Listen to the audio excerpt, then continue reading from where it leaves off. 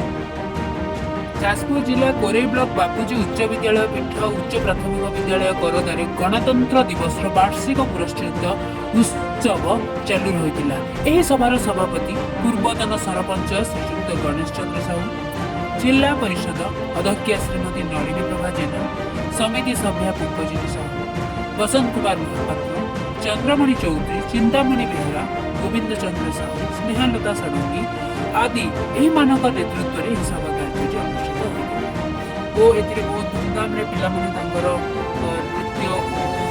नृत्य शैली रे हमको सभाटी को आराम से नहीं जाइथिले एवं एही रिपोर्टर संजय कुमार नायक को धन्यवाद देवा कारण ये न्यूज टी करके हमको पठै आमे आपनक निकट रे पहुंचेबा को सक्षम होछु।